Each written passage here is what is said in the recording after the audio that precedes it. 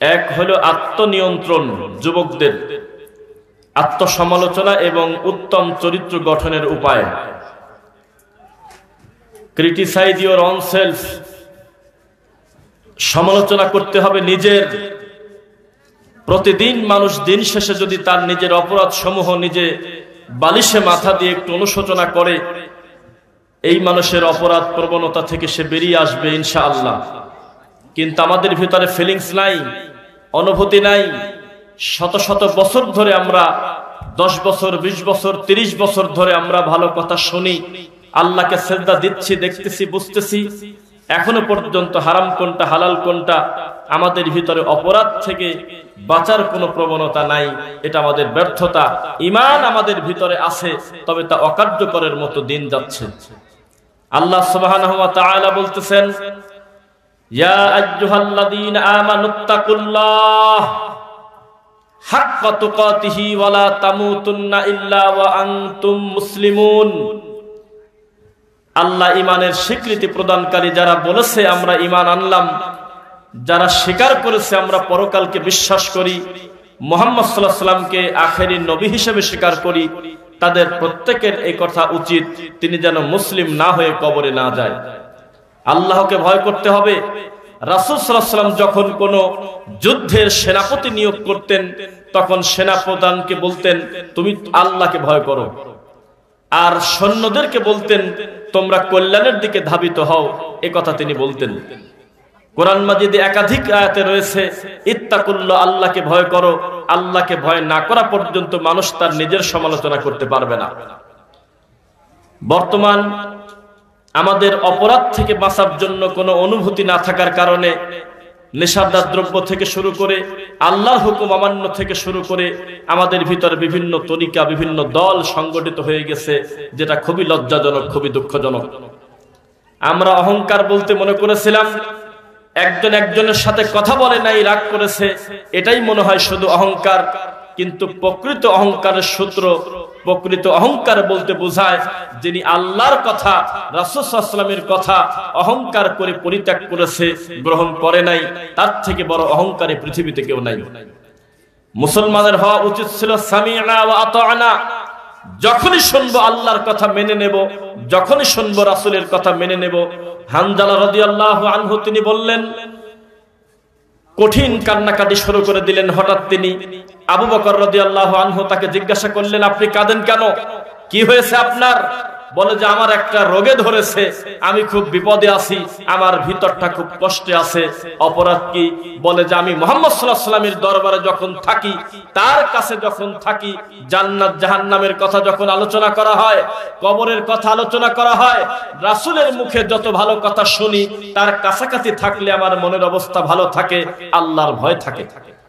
কিন্তু মজলিস থেকে যখন আমি বের হয়ে চলে যাই, পরিবারের কাছে যখন যাই, সন্তানের কাছে যখন যাই, আত্মীয়র কাছে যখন আমি যাই, বাজার ঘাটে যখন আমি যাই, দুনিয়াবি কাজ করার সাথে সাথে এই মজলিস থেকে যখন আমি বের হই, তখন আমার ভিতরে আল্লাহর এই ভয়টা কাজ করে না, এই অনুভূতি একই রকম থাকে না। আবু বকর রাদিয়াল্লাহু আনহু তাকে ধরে নিয়ে বললেন, চলো মুহাম্মদ সাল্লাল্লাহু আলাইহি ওয়াসাল্লামের দরবারে নিয়ে যাই। রাসূল সাল্লাল্লাহু আলাইহি ওয়াসাল্লামের কাছে গিয়ে বললেন, আল্লাহর রাসূল, আপনার কাছে বসে থাকা অবস্থায় আমার ঈমানের অবস্থা খুবই ভালো থাকে আমার মনে হয়, কিন্তু আপনার কাছ থেকে যখন বের হয়ে যাই তখন আমার অবস্থা উল্টা হয়ে যায় কেন? রাসূল সাল্লাল্লাহু আলাইহি ওয়াসাল্লাম বললেন, এটা স্বাভাবিক। আমার কাছে থাকা অবস্থায় তোমাদের যেভাবে আল্লাহর ভয় থাকে, যেভাবে তোমার ভিতরে পরকালের চিন্তা থাকে, এই গতি যদি সর্বদা থাকতো, তাহলে ফেরেশতারা তোমাদের সাথে মুসাফা করার জন্য সব জায়গায় অবস্থান করত। এটা কখনো সম্ভব হবে না। তবে আল্লাহ সুবহানাহু ওয়া তাআলা ক্ষমাশীল। এখন যার নাম নেব তার নাম হলো ওমর রাদিয়াল্লাহু আনহু। তিনি একদিন হঠাৎ একটা জঙ্গলের ভিতরে, নির্জন গাছগাছালি, তার ভিতরে চলে গেলেন। রাবী বলতেছেন, একটা পর্যায়ে আমরা দেখলাম যে ওমর রাদিয়াল্লাহু আনহু এবং আমার দূরত্ব মাঝখানে দেওয়ালের মতো, একজন একজনকে দেখতে পারতেছি না। সেখানে গিয়ে ওমর রাদিয়াল্লাহু আনহু নিজের সমালোচনা করতেছেন, একা একাই নিজেকে নিজে ডাকতেছে, হে ইবনুল খাত্তাব, হে খাত্তাবের বেটা ওমর, হে ইবনে ওমর, হে ইবনুল খাত্তাব, হে খত্তবের বেটা উমার, এইভাবে জোরে জোরে ডাকতেছেন আর নিজের সমালোচনা করতেছেন। একদিন তোমাকে ওই জায়গা থাকতে হবে যেখানে নির্জন, পরিস্থিতি খুব কঠিন, তোমার উপকারী কেউ থাকবে না। ওসমান রাদিয়াল্লাহু আনহুর আরেকটি কথা বলি, তিনি যখন কবরের পাশ দিয়ে যেতেন তিনি খুব কান্নাকাটি করতেন কবরের দৃশ্য দেখলে। তাকে জিজ্ঞাসা করা হলো, কত নবী জাহান্নামের কথা বলে, কতবার নবী অন্যান্য বিষয় বলে, আপনাকে তো আমরা এত কান্নাকাটি করতে দেখি না, কিন্তু কবরের ব্যাপারে কথা আসলে আপনি এত কান্নাকাটি করেন কেন? ওসমান রাদিয়াল্লাহু আনহু তিনি বললেন, আমি এই কারণে কান্নাকাটি করি যে মৃত্যুর পরে, এই যে দুনিয়া শেষ হওয়ার পরে, আমার এই জীবনটা শেষ হওয়ার পরে আরেকটা জীবন যখন শুরু হবে, ওই জীবনের প্রথম ধাপ, প্রথম বিপদই হলো কবর। এই কবরের বিষয়টা যদি কারোর জন্য সহজ হয়, আল্লাহ তার বাকি ধাপগুলোকে সহজ করে দেন, আর এটাতে যদি কেউ আটকে যায় তার পরিস্থিতি খুবই খারাপ। মুহাম্মদুর রাসূলুল্লাহ সাল্লাল্লাহু আলাইহি ওয়াসাল্লাম বলতেছেন, এই ওখানে কি হয়, এত লোক সেখানে কি করে? সাহাবী বলছেন, আল্লাহর রাসূল, ওখানে একটা কবর খোঁড়া হচ্ছে। আমার নবী কাঁদতে কাঁদতে সেখানে চলে গেলেন, গিয়ে হাঁটু গেড়ে দিয়ে তিনি বসে গেলেন আর আল্লাহর কাছে বললেন, আল্লাহ, এখানে আমাদের আসতে হবে, আমাদেরকে তুমি ক্ষমা করো, আল্লাহ কবরের শাস্তি আমাদের জন্য সহজ করে দাও। এভাবে তিনি বলতে লাগলেন, আমি আর আপনি তাহলে কে? মানুষ যতদিন আল্লাহর ভয় তার ভিতরে না থাকবে, আল্লাহর ভয়ে আল্লাহর সকল নিষিদ্ধ পাপ থেকে বেঁচে না থাকবে, আল্লাহর ভয়ে তার সকল আদেশকে অন্তর থেকে গ্রহণ না করবে, ততদিন মানুষ আল্লাহকে চিনতে পারবে না। জান্নাতে তো বহু দূরের কথা।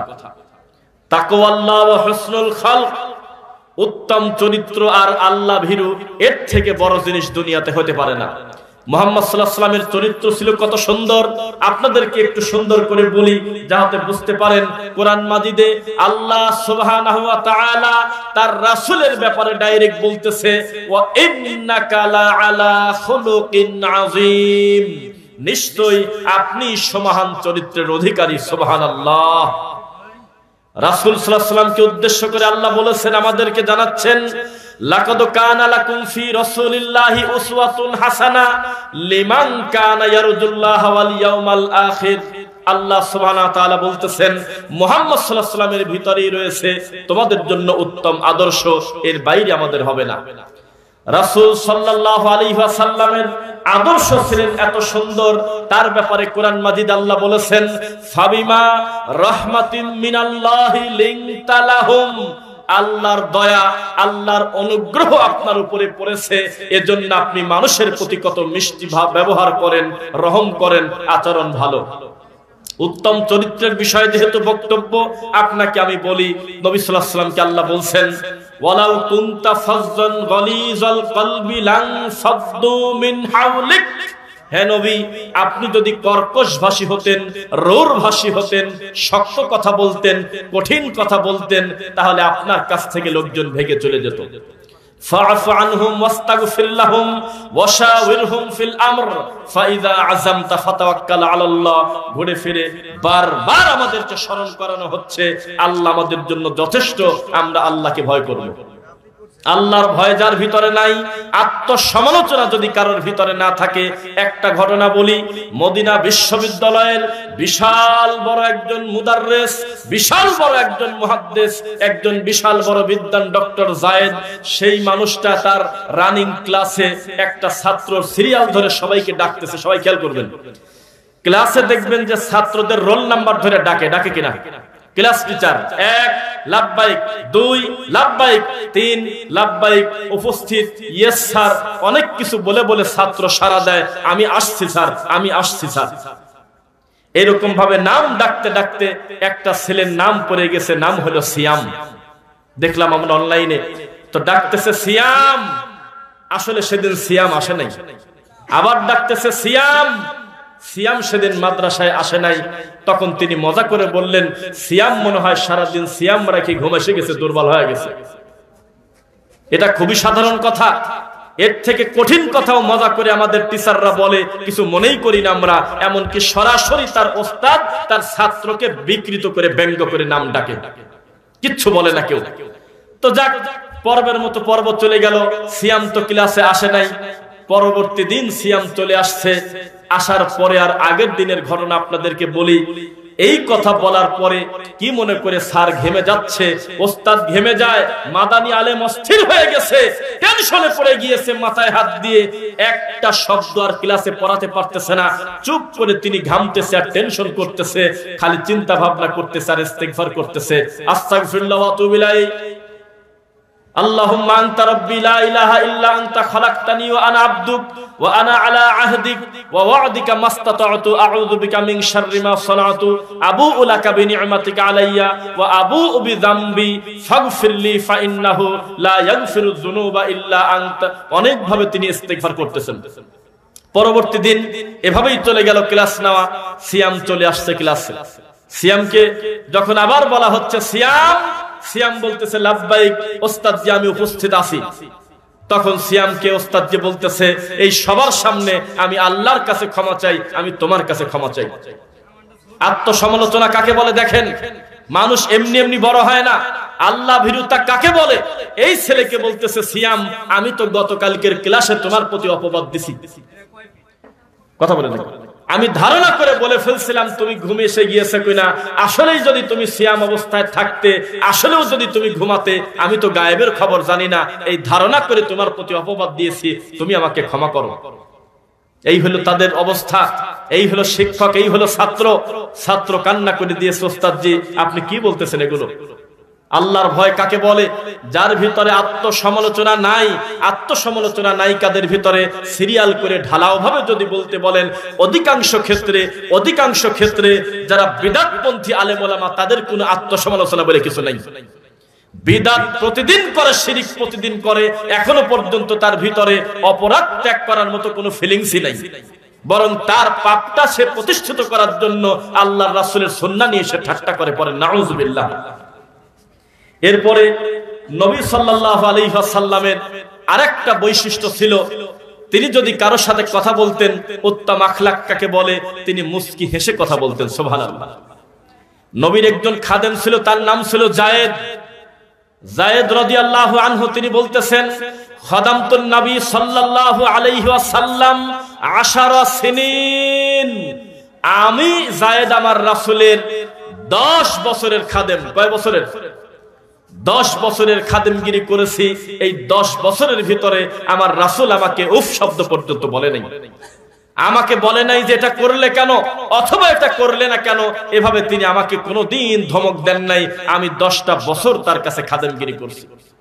রাসূল সাল্লাল্লাহু আলাইহি ওয়াসাল্লামের আরেকটি আদর্শ ছিল, মানুষের মুখের দিকে তাকিয়ে, শরীরটা ঘোরায় তার দিকে তাকিয়ে কথা বলতেন। কিন্তু আমাদের সমাজে দেখা যায় আসসালামু আলাইকুম ওয়া রাহমাতুল্লাহ বলা হলো, উনি ঘাটটা ঘোরানো তো দূরের কথা, অহংকার করে চলে গেল, সালামের জবাবটা পর্যন্ত দেয় না। বস মনে করেছে আমার কর্মচারী আমাকে সালাম দিবে, আমি তো তাদের সালাম দেব না, আর আমি যদি ভালোভাবে জবাব দেই তাহলে আমার ইগো থাকে না, আমি নীরবে হেঁটে যাব। দুই পাশ থেকে কর্মচারীরা বলবে আসসালামু আলাইকুম স্যার, আসসালামু আলাইকুম স্যার। রাসূলের তরিকা সেটা ছিল না। তিনি আগে সালাম দেওয়া পছন্দ করতেন। অল্প সংখ্যক লোক অধিক সংখ্যককে দেবে, দাঁড়ানো লোক বসা ব্যক্তিকে দেবে, আগন্তুক লোক এইভাবে সিরিয়াল করে যে যখন সুযোগ পাবে আগে সালামের প্রতিযোগিতা করবে। এটাই ছিল রাসূলের আদর্শ। উত্তম চরিত্র কাকে বলে? মুহাম্মদ সাল্লাল্লাহু আলাইহি ওয়াসাল্লাম তিনি কষ্ট পেতেন, কাঁদতেন, আবার হাসতেন। একদিন আয়েশা রাদিয়াল্লাহু আনহার খালা এসে বলতেছে আল্লাহর রাসূল সাল্লাল্লাহু আলাইহি ওয়াসাল্লাম জান্নাতের কথা উঠতেছে, আলোচনা করতে করতে বলতেছে বৃদ্ধ মানুষ কখনো জান্নাতে যাবে না। তখন তিনি চিন্তায় পড়ে গেলেন।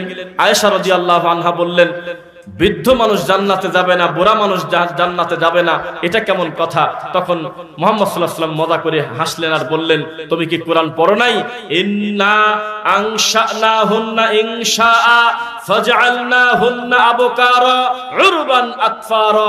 কুরআন মাজিদের আয়াত তিনি বলে দিলেন তুমি কি জানো না যারা জান্নাতে ঢুকবে, জান্নাতে তাদের বয়স হবে 30 থেকে 33।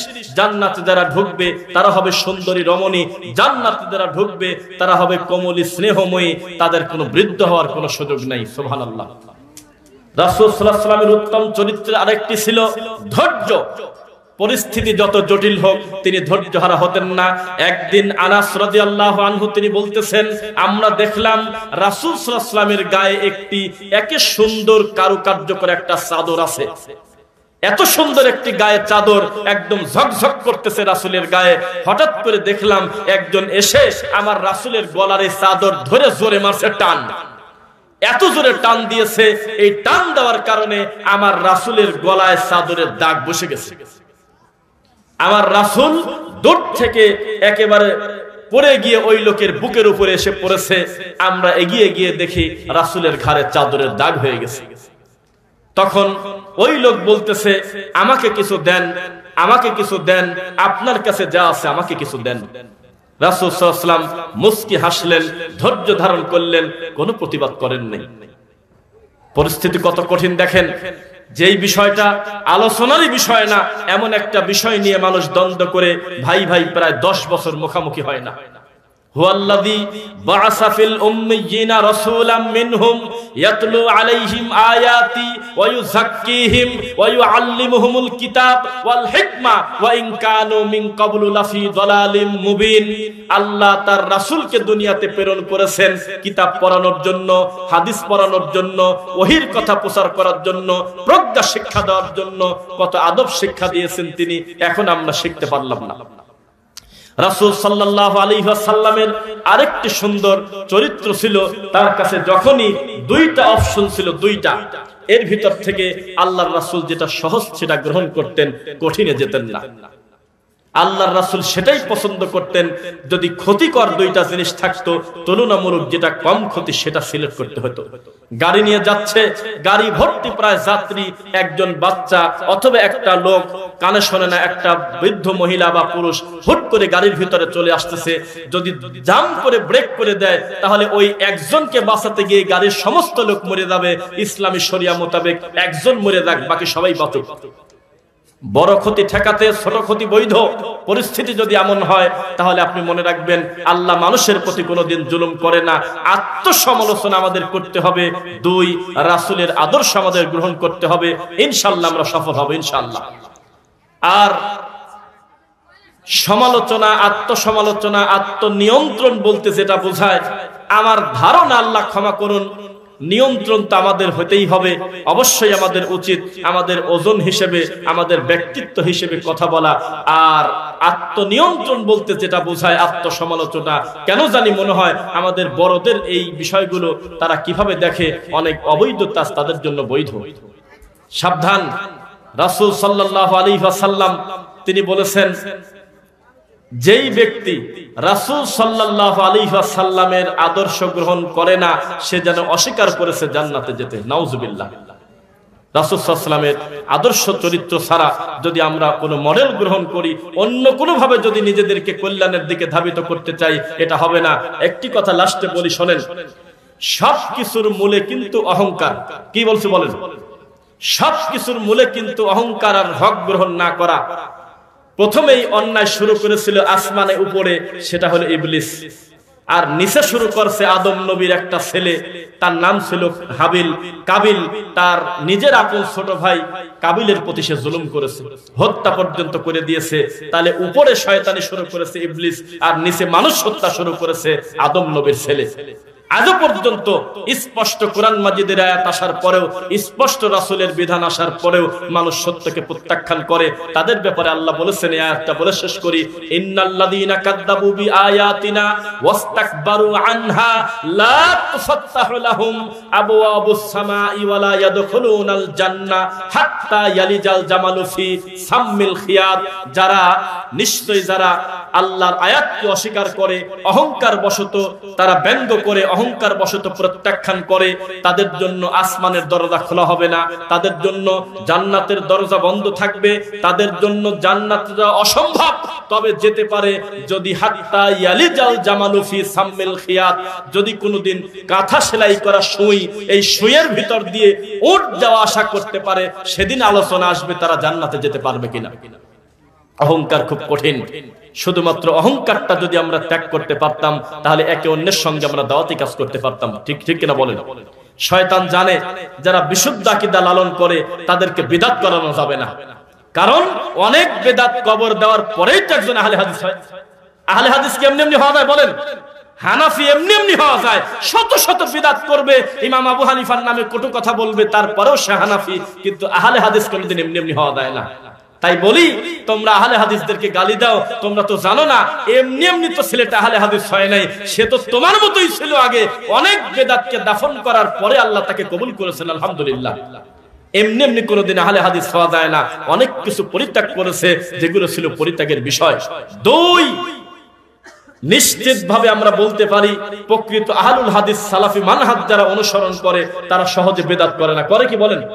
বিদাত করে না, শিরক করে না, আমল আখলাক আলহামদুলিল্লাহ। কিন্তু একটা বিষয় শয়তান মনে করলো আমি জাহান্নামে নেওয়ার আর কি অস্ত্র খুঁজে পেতে পারি, তখন আমাদের ভিতরে হিংসা আর অহংকার আছে কিনা বলেন? আছে কিনা? একে অন্যের বিরুদ্ধে এমন ভাবে ঝগড়াঝাটি, এমন ভাবে খারাপ ভাষা লাগিয়ে দিয়েছে যেটার শেষ নাই। এই দেখেন এত সুন্দর একটি ব্যানার, এত সুন্দর একটি পোস্টার, এই সুন্দর সুন্দর পোস্টার এগুলো নিয়ে এর নাম কাটা, ওর নাম অমুক করো, এটার সাথে এটা করো। একজন শায়েকের গায়ে লাল চিহ্ন দেয়, আর একজন শায়েকের গায়ে টিক চিহ্ন দেয়, দিয়ে দিয়ে এই সার্টিফিকেট দিচ্ছে। এটা হলো বেদাতীদের কুকুর কামড়াকামড়ি করার মতো। মাঝে মধ্যে দেখবেন দুইটা কুকুর এমন ঝগড়া করতেছে যে বিয়ে বাড়িতে টিকা যাচ্ছে না। তা আমরা মনে করছি দুই চারটা লোক মার্ডার হয়ে গেছে কিনা। খাওয়া দাওয়া বাদ দিছে, দেখি যে ওরা যে জিনিস নিয়ে মারামারি করতেছে সে জিনিসের নাম হলো মাংসের হাড্ডি। কোনো উপকার নাই, কিন্তু মাঝখানে একটা হাড্ডির জন্য দুই পক্ষ থেকে এই পাশে 5টা কুকুর, ওই পাশে 5টা কুকুর। সাবধান! সত্যি যদি হকের মাপকাঠি হয় আল্লাহর ওহী, তাহলে ওহীর কোন জায়গায় লেখা আছে এক ভাইকে বেইজ্জত করতে গিয়ে, এক ভাইকে খাটো করতে গিয়ে আরেক ভাইকে বড় করতে হবে? জি না, এই কথা বলা নাই। আমি সারাটা জীবন আল্লাহর রাসূলের নীতিতে থাকবো, এটাই হলো আমার প্রতিজ্ঞা। বিদআত এবং শিরক আমি করব না, এটা আমার ঈমানের প্রথম দাবি। কিন্তু আরেক ভাইকে আমি গালি দেব যখন সে বিদআত করে না, শিরক করে না, এর থেকে লজ্জার কি হতে পারে? যাই হোক, আল্লাহ আমাদের অতীতের ভুলগুলো ক্ষমা করুন। আত্মসমালোচনা, ক্রিটিসাইজ ইউর অন সেলফ, নিজের ব্যাপারে নিজে আত্মসমালোচনা করার সুযোগ দিন। যুবকদেরকেও তাই করুন, বৃদ্ধদেরকেও তাই করুন, মা বোনদের তাই করুন। বালেগ যারা হয়েছে প্রত্যেককে যেন আল্লাহ দিনের সঠিক ইলম, সঠিক বুঝ দান করেন। শেষ কথা, এটা কিন্তু আমি মনে করি আমার বাড়ির বারান্দা বলবো না, এই বাড়ির বারান্দায় আমার বাসা। এটা খুবই আমার নিজের ঘর, নিজের বাসা। এটা আপনি আমাকে বুঝবেন, আমি আপনাকে বুঝবো সেটা না। আমরা সবাই আমরা একই পরিবারের মানুষ, আলহামদুলিল্লাহ। আল্লাহ সুবহানাহু ওয়া তাআলা প্রত্যেক বছরের ন্যায় এবারও আমাদের এই ইহইয়াউস সুন্নাহ ফাউন্ডেশন কর্তৃক আয়োজিত সম্মানিত প্রিয় শেখ আকরামুজ্জামান বিন আব্দুস সালাম মাদানী হাফিজাহুল্লাহর উক্ত সম্মেলনকে যেন আল্লাহ কবুল করেন। আল্লাহ সুবহানাহু ওয়া তাআলা আগত অনাগত যারাই আসবে এবং আসতেছে আমাদের সকলের সফরকে তুমি নিরাপদ করো আল্লাহ। আল্লাহ ওয়াদাবদ্ধ যত আমাদের সম্মানিত প্রিয় শায়েখগণ রয়েছেন একেবারে সহি সালামতে আমাদের এই সম্মেলনে তাদেরকে তুমি উপস্থিত হওয়ার তৌফিক দাও। আল্লাহুম্মা আমিন।